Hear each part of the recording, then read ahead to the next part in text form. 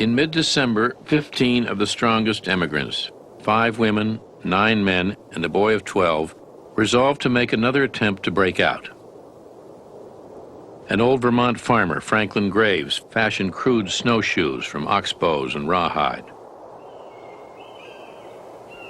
On December 16th, with William Eddy and the Indians Lewis and Salvador in the lead, they started out for the summit. They took 6 days' starvation rations apiece. They called themselves the Forlorn Hope.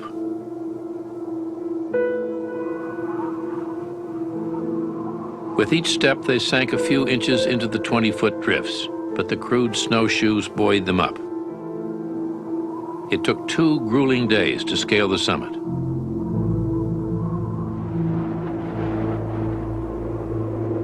Once over the pass, the sun began to blind them. On the 6th day, their food ran out. Charles Stanton, too blind and weak to carry on, urged his exhausted friends to go on without him. He was last seen sitting in the snow, calmly smoking his pipe. By the 9th day out, they were hopelessly lost, high in the California mountains. On Christmas Eve, it began to snow again. What to do, we did not know. Some of those who had children and families wished to go back, but the 2 Indians said they would go on. I told them I would go too, for to go back and hear the cries of hunger from my brothers and sisters was more than I could stand. I would go as far as I could, let the consequences be what they might. Mary Graves. Darkness came, and somehow they managed to light a fire. They had been 3 days without food of any kind, and most of them were far gone. Even in their delirium, they knew they were dying. Even the wind seemed to hold its breath as the suggestion was made that were one to die, the rest might live. Then the suggestion was made that lots be cast, and whoever drew the longest slip should be the sacrifice. The slips of paper were prepared,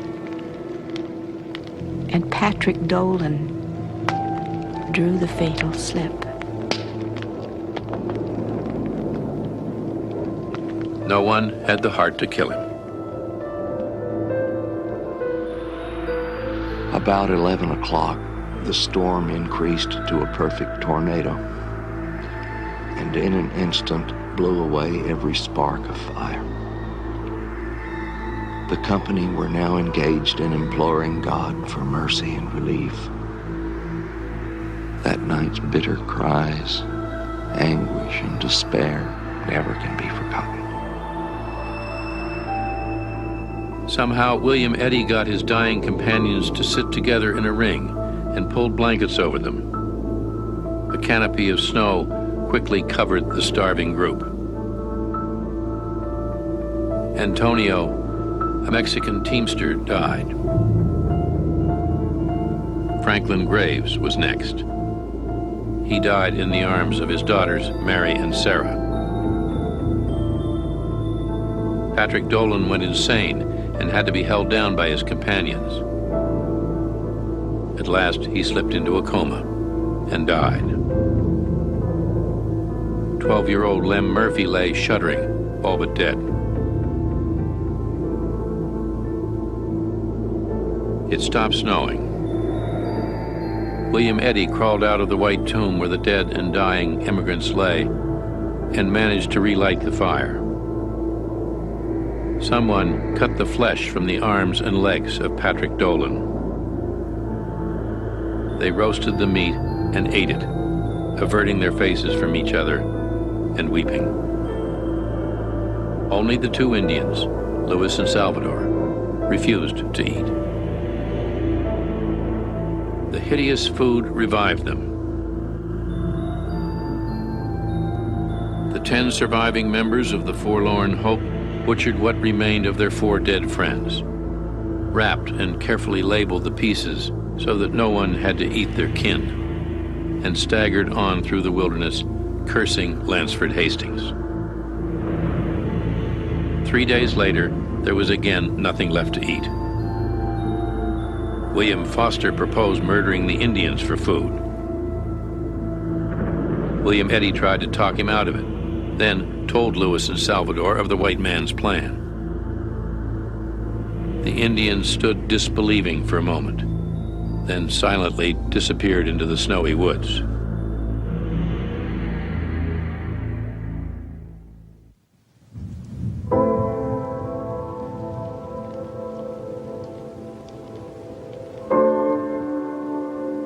Monday, December the 21st. Milt got back last night from the Donners' camp. Sad news. Jacob Donner, Sam Shoemaker, Joseph Reinhardt, and James Smith are dead. The rest of them in a low situation. Snowed all night.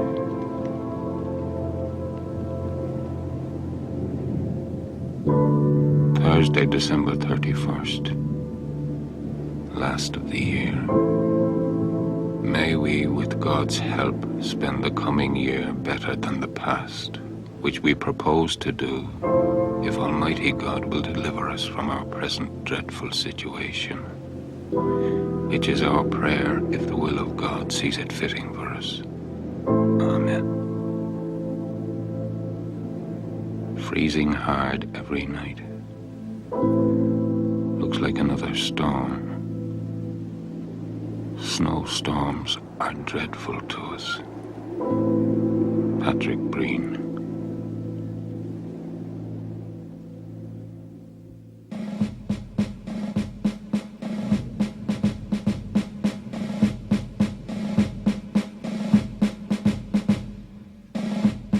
On January 10, 1847, the United States Marines took Los Angeles from the Mexicans.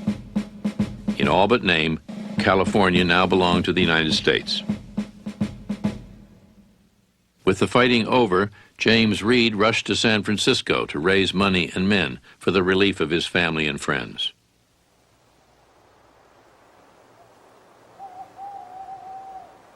At sunset on January 17th in the foothills of the Sierra Nevada, Harriet Ritchie heard a knock on the door of her family's cabin. In the doorway stood a bleeding skeleton of a man. In a faint voice, he asked if he could have some bread. Harriet burst into tears and helped William Eddy into bed. The 6 other survivors of the Forlorn Hope lay a short way up the trail. Only 2 of the 10 men had made it through. All 5 women had survived. When he was well enough to speak, William Eddy told a hellish story.